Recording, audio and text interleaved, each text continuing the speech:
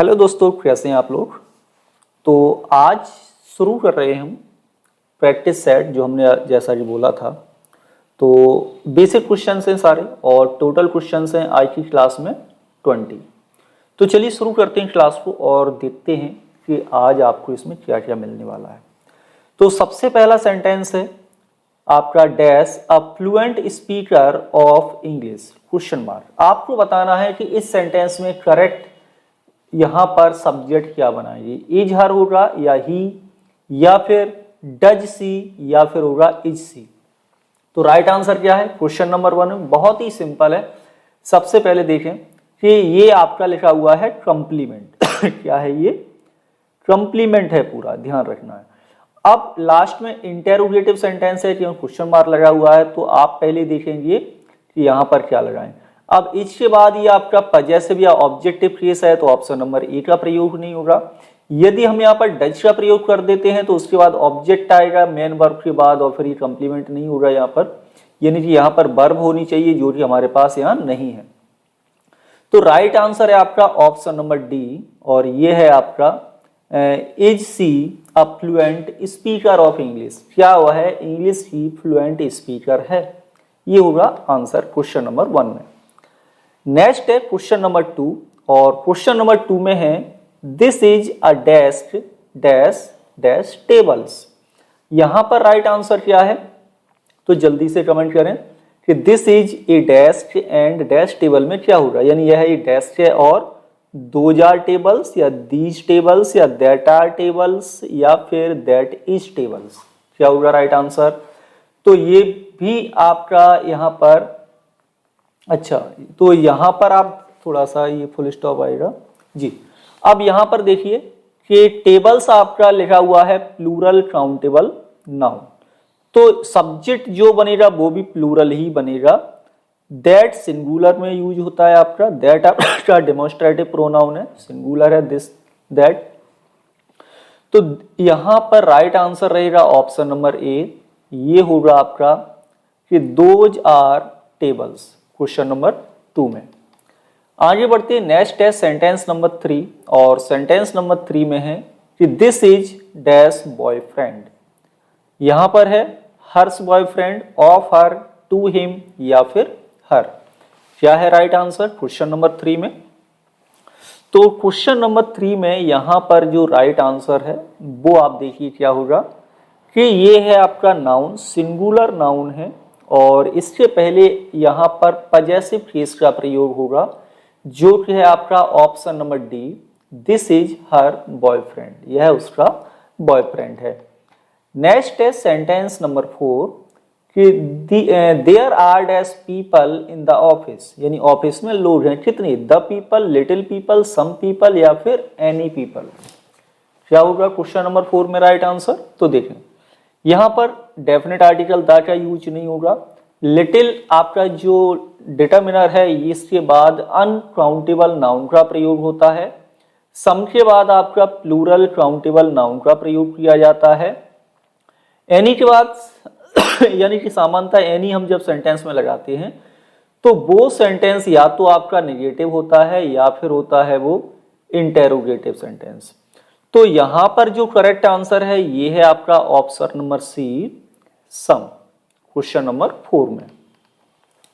आगे है sentence number है 5, dash money on Helen's table. तो अब बताइए क्या होगा यहाँ पर कि देयर इज सम, या फिर देयर इज एनी, या इट इज सम, या इज देयर एनी। क्या है राइट आंसर क्वेश्चन नंबर, जल्दी से कमेंट करें राइट आंसर क्या होगा यहाँ पर इस सेंटेंस में क्वेश्चन नंबर 5 में। तो क्वेश्चन नंबर 5 में देखो लास्ट में क्वेश्चन मार्क है, तो यानी कि इंटेरोगेटिव सेंटेंस बनेगा, और इंटेरोगेटिव सेंटेंस में सम का प्रयोग नहीं किया जाएगा। यहाँ पर अभी थोड़ी देर पहले ही बोला था क्या यूज होगा, एनी। तो करेक्ट आंसर होगा आपका कि is there any money on Helen's table, ये होगा राइट आंसर क्वेश्चन नंबर 5 में। नेक्स्ट है सेंटेंस नंबर 6 कि वेयर इज हेलन। हेलन कहां पर है, she dash in the office, वह ऑफिस में है। तो यहां पर आपको फिल करना है सिट का correct form. Right answer question number 6 में क्या होगा? तो देखिए, कोई व्यक्ति जब सामने ये पूछ रहा है कि वेयर इज हेलन, तो इसका मतलब हुआ at the time of speaking कोई कार्य चल रहा है, और ऐसे कार्य जो at the time of speaking चल रहे होते हैं उन्हें हम प्रेजेंट प्रोग्रेसिव टेंस में बनाते हैं। किसमें बनाते हैं? प्रेजेंट प्रोग्रेसिव टेंस में।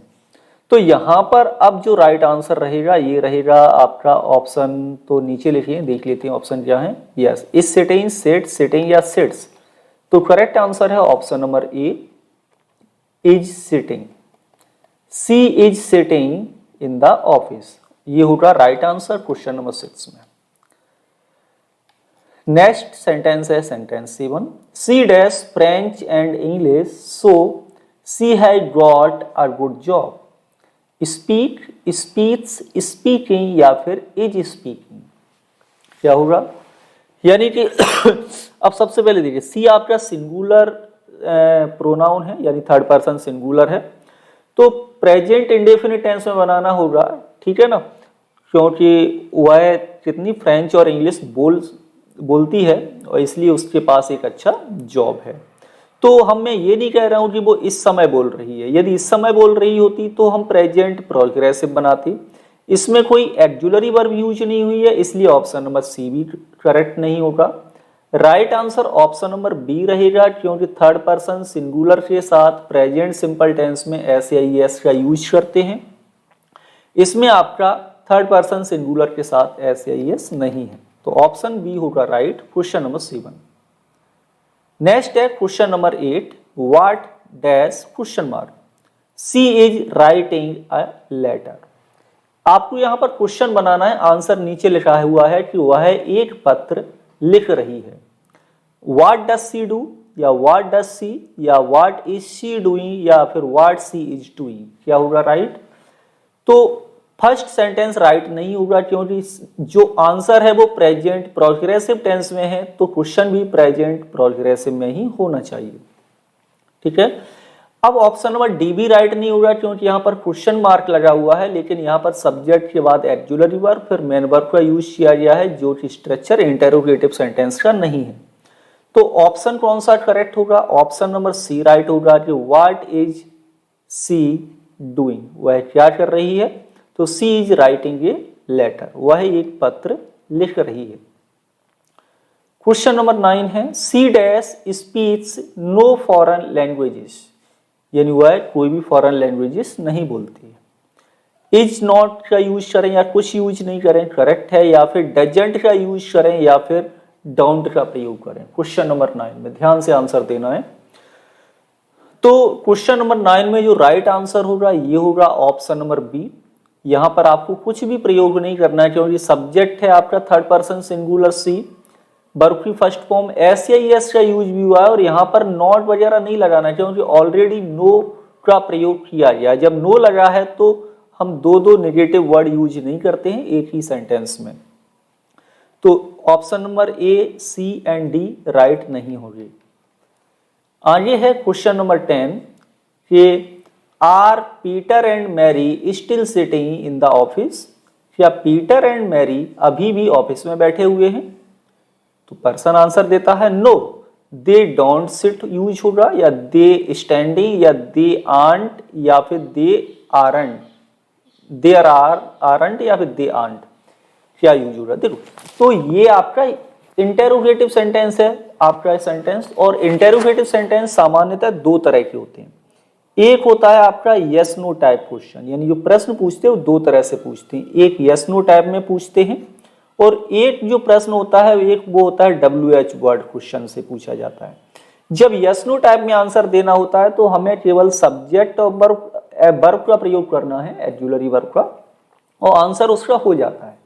पहले ये देखो सेंटेंस कौन से टेंस में लिखा हुआ है, तो सेंटेंस लिखा हुआ है प्रेजेंट प्रोग्रेसिव टेंस में, तो डोंट का प्रयोग नहीं करेंगे।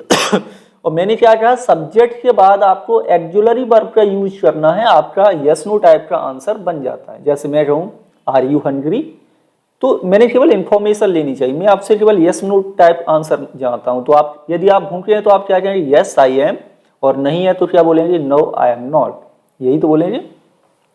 तो यहां पर भी क्वेश्चन नंबर 10 में जो आपका करेक्ट आंसर होगा ये होगा option number D, no they aren't, ये होगा राइट आंसर। दे आरंट मतलब they aren't sitting in the office. Yes, sentence 11 है कि what language dash question mark, do you speak होगा, यू स्पीक होगा, यू आर स्पीकिंग होगा या speak you होगा। इंटेरोगेटिव सेंटेंस है तो पहले देखो क्वेश्चन से कौन कौन से इसमें बन सकते हैं। तो यहां पर जनरल बात पूछी जा रही है, right answer option number A रहेगा, what language do you speak. Correct answer है क्वेश्चन नंबर 11 का ऑप्शन नंबर ए। नेक्स्ट है क्वेश्चन नंबर 12 कि are there any people in the bar, क्या बार में कोई लोग हैं। तो पर्सन आंसर देता है नो। अब ये भी आपका देखो शॉर्ट आंसर है, यस नो टाइप आंसर है, ध्यान से आंसर लगाएं। नो एनी बोले या नो देयर आरंट होगा या देयर इजेंट होगा या देयर आर देयर होगा। क्वेश्चन नंबर 12 राइट आंसर क्या है। तो एक्चुअल सब्जेक्ट देखो, सब्जेक्ट यहाँ पर आपका इंट्रोडक्टरी है देयर, एक्जुलरी वर्ब यूज हुई है आर, और नो बोला है तो नेगेटिव बनाना है तो लिखना है नो देयर आरंट। तो राइट आंसर क्या है option number B, question number 12 में। सेंटेंस है 13 और 13 में है Helen has got only dash money, only any money, a little money, no या फिर अ फ्यू। बहुत ही कॉमन सा यूज है यहाँ पर एडवर्ब ओनली का, और इस तरह के सेंटेंस बहुत पूछे जाते हैं। देखो ओनली के बारे में बता दूं कि यदि ओनली के बाद आपका अ फ्यू आएगा तो फिर आपका प्लूरल काउंटेबल नाउन का यूज होता है, और ओनली के बाद यदि आप अ लिटिल का यूज करते हैं तो फिर अनकाउंटेबल नाउन का यूज होता है। अब प्रॉब्लम क्या आती है कि आपको a few, few, the few, little, a little इस तरह से मिल जाएगा, है ना। तो ध्यान रहे अ फ्यू यानी कि सम, ये यूज करना है। आप यदि यहां से ए आर्टिकल को हटाएंगे तो ये गलत हो जाएगा। मनी आपका कैसा नाउन है, मनी आपका अनकाउंटेबल नाउन है, और अनकाउंटेबल नाउन है तो आपको अ लिटिल का यूज करना है कि Helen has got only a little money. बहुत ही सिंपल सी चीजें, बार बार आप प्रैक्टिस करेंगे तो बिल्कुल रट जाएंगी सारी चीजें ये। क्वेश्चन नंबर 14 है, दो लोग हैं बातें कर रहे हैं कि do you want some tea, कि आपको चाय चाहिए। तो सामने वाला पर्सन कहता है no I don't want thank you. I don't want nothing होगा, नन होगा या फिर एनीथिंग होगा या फिर हम बोले समथिंग। क्या बोल रहा है तो यहां देखो डोंट यानी निगेटिव सेंटेंस है, नथिंग का यूज नहीं करना है क्योंकि ये भी निगेटिव बनाएगा, दो निगेटिव वर्ड यूज नहीं करना है, ठीक है। नन का यूज भी नहीं करना है क्योंकि ये भी निगेटिव में यूज होता है। सम का यूज निगेटिव में किया नहीं जाता, सम लगा है ना और यहाँ पर नॉट लगा हुआ है तो निगेटिव सेंटेंस में सम का यूज नहीं होगा। तो राइट आंसर लगाओ option number C, anything correct answer होगा क्वेश्चन नंबर 14 में। और नेक्स्ट है क्वेश्चन नंबर आपका 15 कि I am sorry but I dash the test yet. Don't finish होगा, हैवंट फिनिश्ड होगा, डिडंट फिनिश होगा या फिर आरंट फिनिश्ड। तो क्वेश्चन नंबर 15 देखते हैं क्या है। आई एम सॉरी, मुझे खेद है, आई एम सॉरी मतलब मुझे खेद है लेकिन मैंने अभी तक टेस्ट को नहीं किया है। यहां पर आपका एडवर्ब एक यूज हुआ है येट, तो just, already, yet, ever, never, so far कहां पर यूज होता है। सामान्यतः ये परफेक्ट टेंस में प्रयोग किए जाते हैं।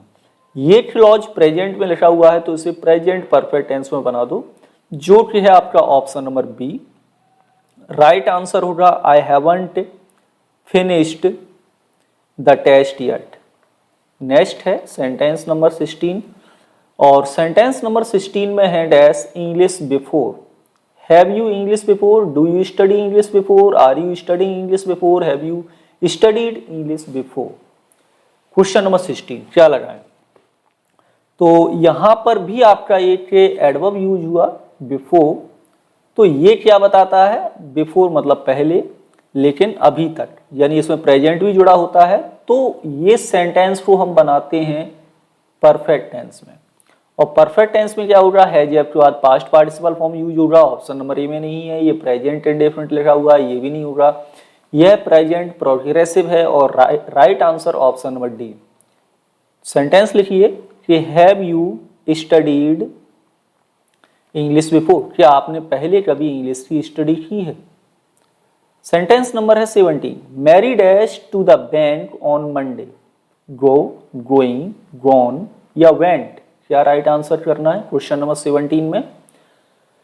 तो सेंटेंस नंबर 17 में जो करेक्ट आंसर होगा आपका यहाँ पर क्या यूज करें, जल्दी से बोलो। तो यहाँ पर लगा हुआ है क्या मैरी मंडे को बैंक गई, पास्ट इंडेफिनिट टेंस बनाओ, और पास्ट इंडेफिनिट बनाना है तो ऑप्शन नंबर डी का प्रयोग करना होगा। ठीक है, हम किसी पर्टिकुलर मंडे की बात कर रहे हैं जिस दिन वह बैंक गई। नेक्स्ट लगा होता तो फ्यूचर हो जाता, मंडे होता तो फिर ये जनरल हो जाता, रिपीटेड एक्शन हो जाता, फिर प्रेजेंट में बनता, लेकिन यहाँ पर बनाएंगे हम आपका past indefinite tense, option number D होगा करेक्ट। सेंटेंस है 18 कि Mary dash hasn't telephone Peter, Mary ने टेलीफोन नहीं किया है अभी तक पीटर को, येट, स्टिल, ऑलवेज या फिर नेवर, क्वेश्चन नंबर 18 क्या होगा। तो देखिए येट का जो लिखने का प्लेस होता है वो ईंड पोजीशन होगा या फिर फर्स्ट पोजीशन में यूज किया जाता है एडवर्ब। ऑलवेज यूज नहीं होगा यहाँ पर, नेवर यूज इसलिए नहीं होगा क्योंकि ऑलरेडी नॉट लगा हुआ है। स्टिल का प्रयोग करेंगे कि मैरी ने अभी तक, still, Mary still hasn't telephone Peter या पीटर, ये होगा राइट आंसर क्वेश्चन नंबर 18।